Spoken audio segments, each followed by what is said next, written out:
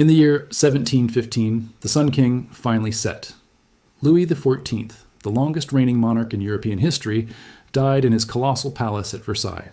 He left behind a France that was culturally dominant, militarily exhausted, and financially destitute.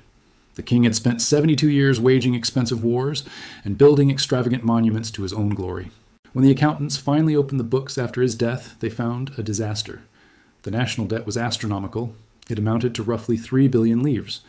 To put that in perspective, the total annual tax revenue of the French government was only about 145 million livres. France was not just broke, it was hopelessly insolvent. The interest payments alone on the debt were swallowing almost every penny the tax collectors could scrape together. The economy was paralyzed. Merchants couldn't trade because nobody had any money to buy goods. The peasants were starving because the taxes were crushing them. The army hadn't been paid in months. The crown passed to Louis XV, but he was only 5 years old. The real power rested in the hands of the regent, the Duke of Orleans. The regent was a man known for his intelligence and his debauchery, but when faced with the financial ruin of the kingdom, he was desperate. His advisors suggested the usual medieval solutions: repudiate the debt, declare bankruptcy, or melt down the currency and mix base metals into the silver coins. These were short-term fixes that would only destroy the country's credit rating for a century. The regent needed a miracle. And as it happened, a miracle worker had just arrived in Paris. His name was John Law. He was a Scot, a tall, handsome, and incredibly charming man. He was also a fugitive. Years earlier in London, he had killed a romantic rival in a duel and fled to the continent to escape the hangman's noose. For 2 decades, Law had traveled the capitals of Europe, making a living at the card tables. He was a professional gambler, a man who understood odds, risk, and human psychology better than any banker. But John Law was more than just a card sharp. He was a brilliant, self-taught economist. While watching gold and silver coins move across the gambling tables of Venice, Genoa, and Amsterdam, he had an epiphany about the nature of money itself. For centuries, the world believed that money was gold and silver. Value was intrinsic to the metal. Law realized this was wrong. Money, he argued, was not wealth. Money was merely the tool by which wealth was exchanged. It was a medium of trade. And the problem with France was that it didn't have enough of the medium. France was suffering from a severe deflationary crisis. There simply wasn't enough gold and silver coins circulating in the economy to facilitate trade. A farmer might have a barn full of wheat, and a weaver might have a shop full of cloth, but they couldn't trade because neither had the silver coins to make the transaction. Law secured an audience with the desperate regent. He laid out a radical, revolutionary plan. He told the Duke of Orleans that gold was an outdated shackle on the economy. A modern state, he argued, needed a modern currency. His proposal was shocking to the 18th century mind. Banish gold coins and replace them with paper money. Law argued that paper money could be printed in any amount needed to stimulate the economy. If there was more money circulating, people would buy more goods. Merchants would hire more workers. Farmers would plant more crops. The economy would grow, and out of that growth, the king could collect enough taxes to pay off the massive war debt. It sounded too good to be true. It sounded like alchemy. But the regent had no other options. He gave the Scottish gambler the green light to take over the French economy. In May 1716, Law established the Banque Générale. It was the first central bank in the history of France. The bank began to issue paper banknotes. Crucially, Law promised that these notes were fully backed by gold and silver held in the bank's vaults, and that anyone could exchange their paper for coin at any time. At first, the French people were skeptical. They remembered previous kings who had debased the currency. Why trust a piece of paper with John Law's signature on it? But Law knew how to build confidence. He ensured that his paper notes were actually better than metal coins.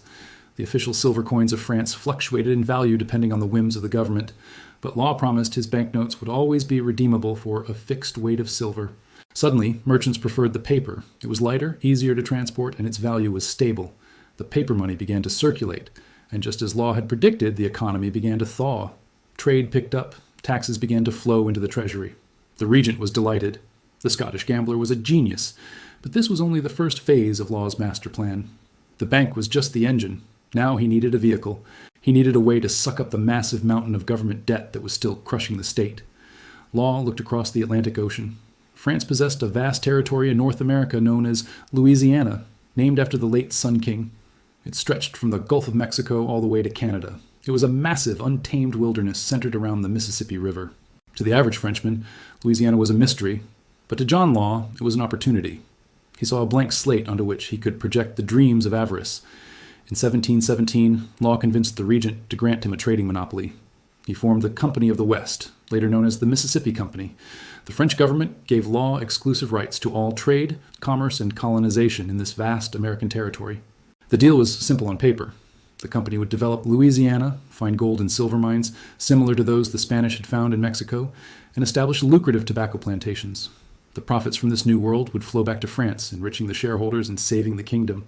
Law now controlled the national bank and the nation's most valuable overseas assets. He was ready to combine them into a financial machine that the world had never seen before.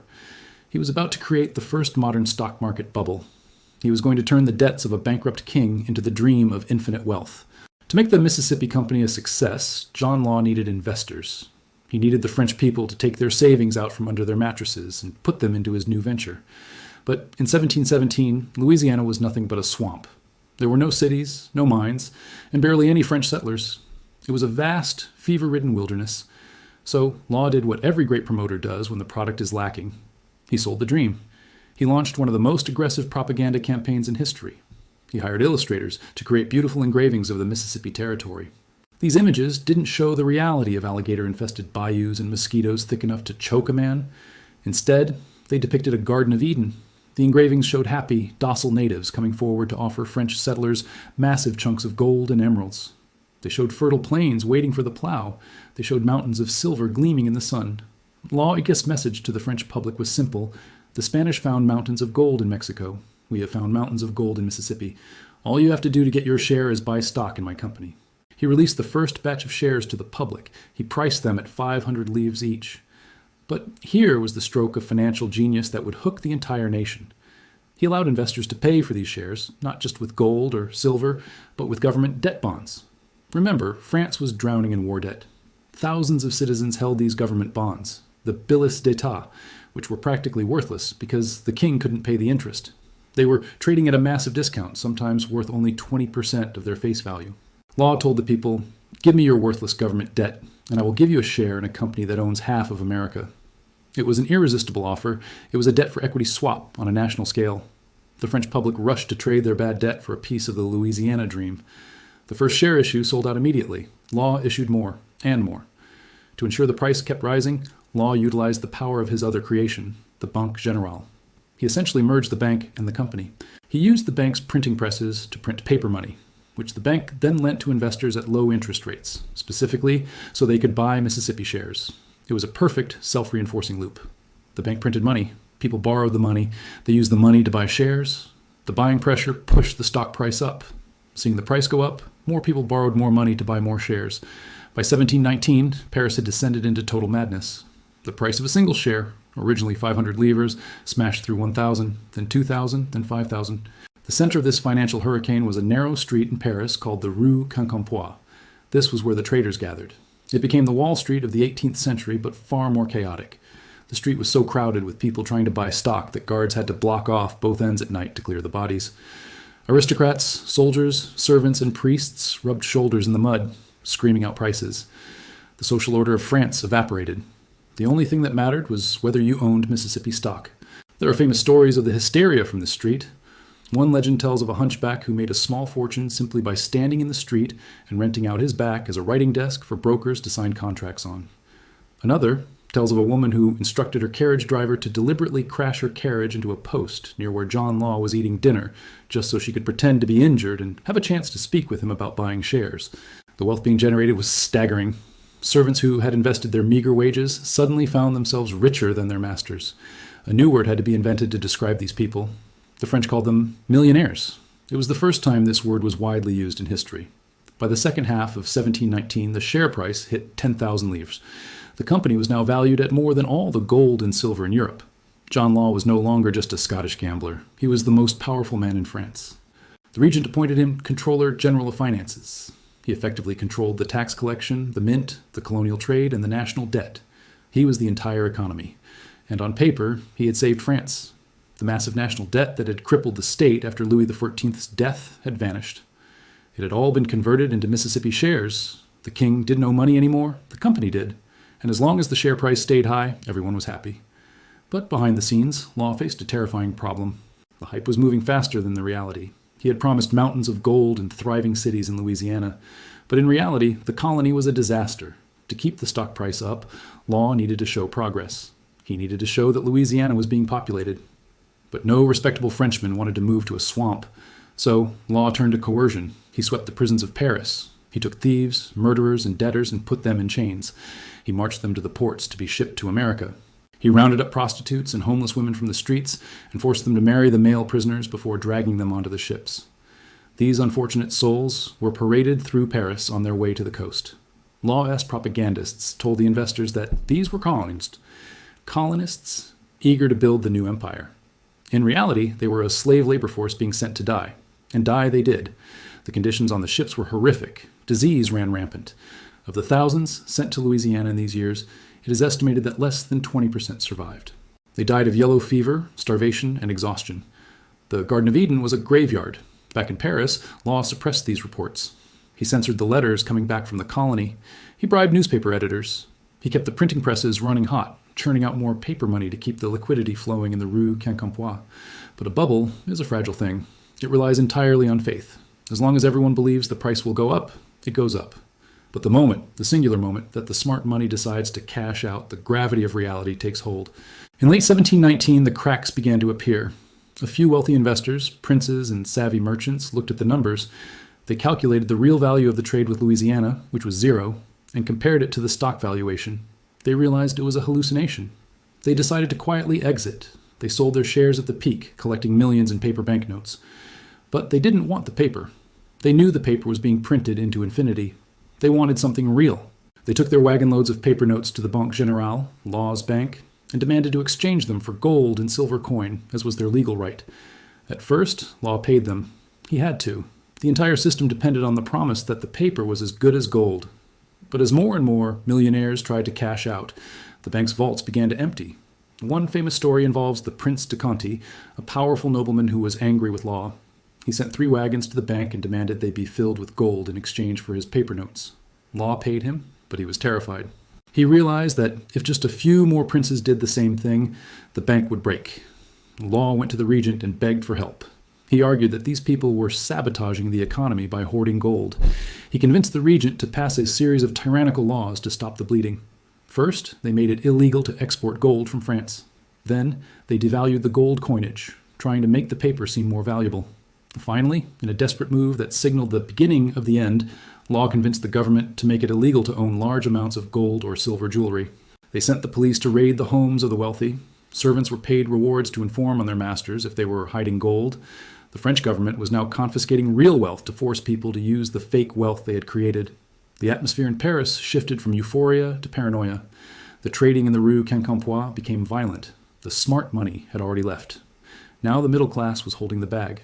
They looked at their expensive shares and their stacks of paper money, and for the first time, they wondered if there was actually anything behind it all. John Law, the man who had bought the world, was sitting on a throne of dynamite, and in early 1720, the fuse was lit. The year 1720 began with a cold wind blowing through the streets of Paris, a wind that carried with it the first scent of panic. The great Mississippi bubble had peaked. The stock price, which had touched the dizzying height of 10,000 livres per share, was beginning to wobble. The psychological spell that John Law had cast over the nation was breaking.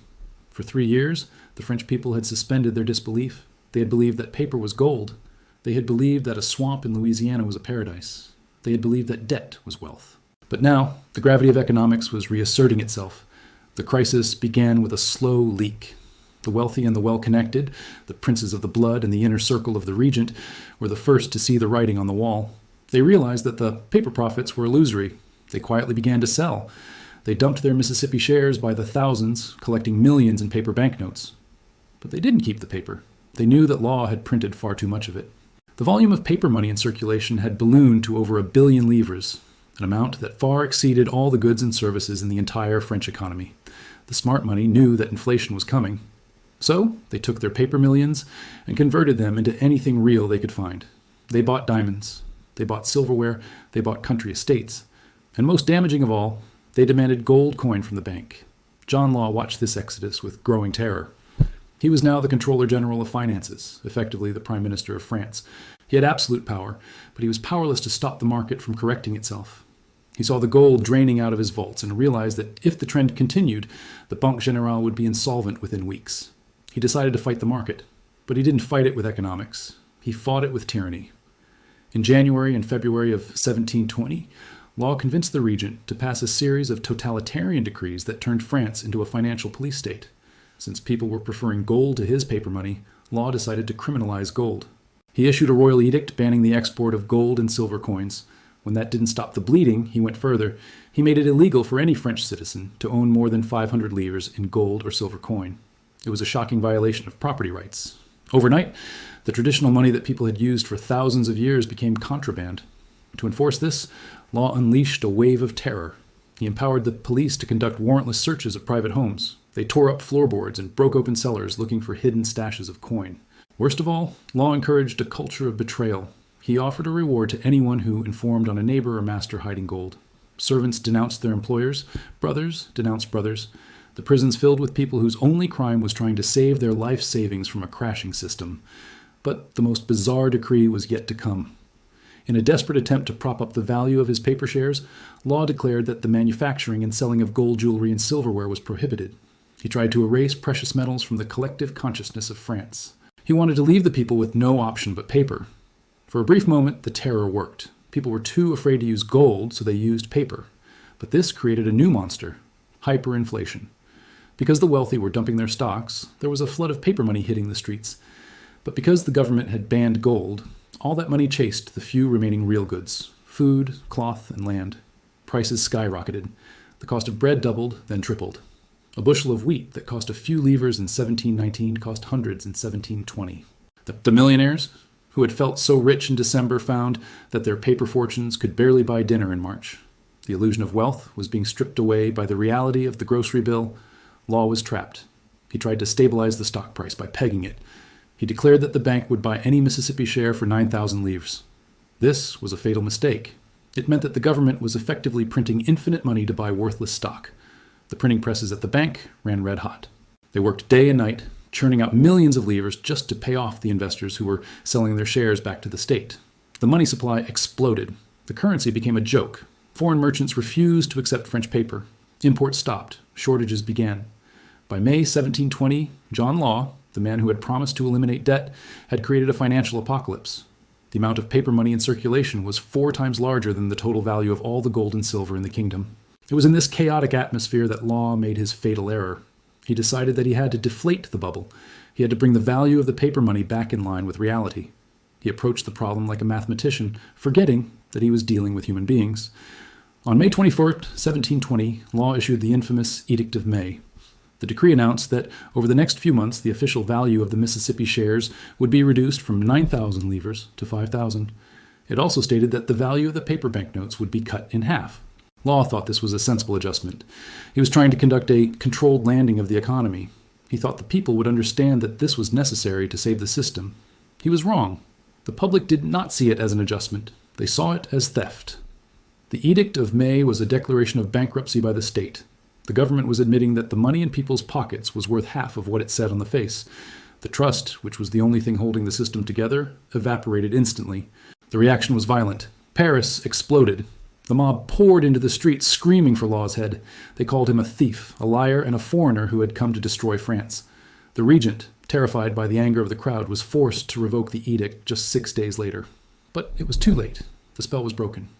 You cannot unring a bell, and you cannot restore faith once you have admitted it was all a lie. John Law was stripped of his title as Controller General.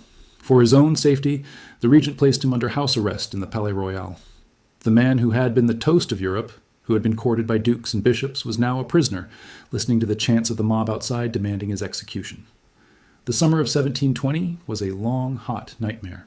The system entered a death spiral. The bank stopped converting paper to coin entirely. The shares of the Mississippi Company plummeted, crashing from 9,000 to 5,000, then 2,000. In July, the final tragedy occurred. The Banque Generale, desperate to maintain some semblance of order, announced that it would exchange a tiny amount of paper for silver, but only for the very poor, and only in small denominations. On July 17th, a massive crowd gathered outside the bank's headquarters on the Rue Vivienne. Thousands of desperate people, maids, laborers, shoemakers, pressed against the gates, clutching their worthless paper notes, hoping to get just a few coins to buy bread for their families. The crowd grew too large. Panic set in. In the crush, people began to fall. The guards were overwhelmed. For hours, the mass of humanity pushed and shoved in the stifling heat. When the crowd finally dispersed, the street was littered with the dead. 15 people had been trampled to death or suffocated in the press. The mood in Paris shifted from anger to cold, murderous rage. The mob picked up the bodies of 3 of the victims. They placed them on makeshift stretchers and marched them through the streets of Paris. They didn't go to the cemetery. They marched straight to the Palais Royal, the home of the regent and the prison of John Law. They held the corpses up to the windows of the palace, screaming, "Behold the fruit of your system." It was the closest France had come to revolution in centuries. The young King Louis XV, only 10 years old, looked out the window and saw his subjects waving dead bodies at him. It was a trauma that would haunt the monarchy for the rest of the century. Inside the palace, John Law cowered in a back room. He realized that his life was in imminent danger. The regent, who had protected him for so long, could no longer hold back the tide. The experiment was over. The system was dead. The only question now was whether John Law would survive the fallout. The economy was wrecked. The shops were closed. The streets were dangerous. The French people, who had dreamed of easy wealth, woke up to find themselves holding pockets full of confetti. The Mississippi Company, which was supposed to own half of America, was revealed to be a hollow shell. As the autumn of 1720 approached, John Law knew he had to leave. He had arrived in France as a savior, a genius with a mathematical formula for utopia. He was leaving as a pariah, the architect of the greatest financial disaster in history. But escaping France would not be easy. He was the most hated man in the kingdom, and every road to the border was watched by people who wanted to kill him. The autumn of 1720 in Paris was a season of reckoning. The leaves turned brown and fell in the Tuileries garden, and with them fell the last hopes of the French investors. The Mississippi bubble had not just burst. It had evaporated, leaving behind a crater that would scar the nation for a century. Inside the Palais Royal, John Law was a prisoner of his own creation. The man who had briefly been the wealthiest private citizen in the world, the man who owned 21 estates and whose wife wore diamonds the size of walnuts, was now destitute. His assets in France had been frozen. His shares were worthless. The mob outside was baying for his blood, chanting songs about hanging the paper tyrant. The regent, the Duke of Orleans, was in a difficult position. He had authorized every step of Law's scheme. He had profited from it. If Law was put on trial, the regent's own complicity would be exposed. So a secret arrangement was made. John Law would not be executed. He would be exiled. In December 1720, under the cover of darkness, John Law slipped out of the side door of the palace. He climbed into a nondescript carriage with his son. He carried with him only a few hundred gold coins and a single diamond ring, all that remained of an empire that had been valued at billions. He fled toward the Belgian border. It was a humiliating escape. At one town, he was recognized by a local official who tried to arrest him. Law had to produce a passport signed by the king himself to be allowed to pass. He crossed the border into Brussels, looking back at the country he had promised to save, and which he had instead left in ruins. He would never set foot in France again. Back in Paris, the government faced a catastrophic mess. The economy was littered with billions of livres in worthless paper banknotes. The Mississippi Company shares were trading at the price of waste paper. Commerce had stopped completely because no one knew what anything was worth. The people were angry, hungry, and demanding justice. The regent turned to the Paris brothers, a family of hard-nosed financiers who had always hated John Law. They were appointed to clean up the disaster. They launched a brutal inquisitorial process known as the visa. It was a financial witch hunt. The government ordered every single person in France who held paper money or company shares to bring them to the authorities for inspection. They established a tribunal to examine how each person had acquired their wealth. It was a forensic audit of the entire nation. Over 500,000 households, virtually the entire middle and upper class of France, were investigated.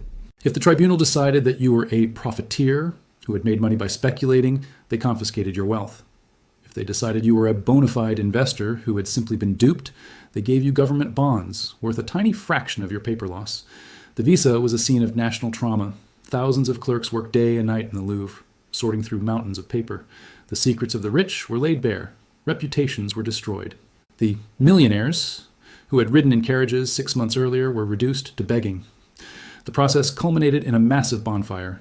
The government gathered up the billions of livres of John Law S. banknotes, the paper that had once bought castles and ships. They piled them into great cages in the Place Vendôme. And then, before a cheering crowd, they set them on fire. The French people watched their life savings burn. It was a symbolic purging. The smoke that rose over Paris carried away the dream of the Mississippi. The immediate economic depression was severe. Suicides spiked. Businesses collapsed. But the long-term damage was far more profound. John Law had poisoned the well of finance in France for generations. Because of the trauma of 1720, the French people developed a deep cultural hatred of paper money, stock markets, and central banks. They viewed banks not as engines of growth, but as tools of theft. While Great Britain moved forward, refining the Bank of England and building a sophisticated financial system that allowed them to borrow money cheaply to build the Royal Navy and the Industrial Revolution, France moved backward. The French went back to hoarding gold under floorboards. They refused to create a central bank again for another 80 years. This financial backwardness had lethal consequences for the French monarchy. Throughout the 18th century, France fought a series of expensive wars against Britain. Britain funded these wars by borrowing from its own people through a trusted central bank. France had to fund them by squeezing the peasants with taxes, because no one trusted the king's credit. This inability to manage debt is what eventually killed the French Empire. By 1789, the French crown was bankrupt again, crushed by the cost of helping the American Revolution. King Louis XVI tried to raise taxes, but the people refused. The result was the French Revolution. In a very real sense, the guillotine that severed the head of Louis XVI was sharpened by the failure of John Law 70 years earlier. And what of the man himself? What happened to the gambler? John Law spent the final 9 years of his life as a wanderer. He went to London, where he was initially welcomed as a celebrity curiosity, but he had no money to invest. He drifted to Munich, and finally to Venice. He lived in a small rented apartment. He returned to his roots. He spent his evenings in the casinos of Venice, gambling for small stakes, using his mathematical mind to win enough silver to pay for his dinner. He was a gray, shadowy figure in the corner of the room, a man who had once bought half of America, now playing cards for the price of a bottle of wine. He never stopped believing in his system. He wrote letters to the French government, begging them to let him return, insisting that his ideas were sound and that he had only failed because of panic and bad luck. They never replied. In 1729, John Law caught pneumonia. He died poor and alone in Venice. He was buried in the church of San Gimignano. His epitaph, written by a sarcastic French poet, read, "Here lies that celebrated Scotsman, that peerless calculator, who by the rules of algebra sent France to the poorhouse." But Law was not a con man in the traditional sense. He was a tragic visionary. He was right about the future. The world eventually did move to paper money, central banks, and credit economies. Every dollar, euro, and pound in our pockets today is a descendant of John Law's idea. We live in the world he imagined. His mistake was ignoring human nature. He forgot that money is not just math, it is trust. He treated the economy like a laboratory experiment, pushing it until it exploded. He proved that while you can print money, you cannot print value. You cannot print confidence, and you certainly cannot print reality. The Mississippi Bubble remains the ultimate cautionary tale of financial hubris. It reminds us that when the line between investment and gambling blurs, disaster is inevitable. It reminds us that whenever someone promises infinite wealth with no risk, the end result is always a bonfire. France recovered, eventually, but the scars of the Mississippi never truly healed. It stands as a monument to the moment when a nation got drunk on hope and woke up with the worst hangover in history.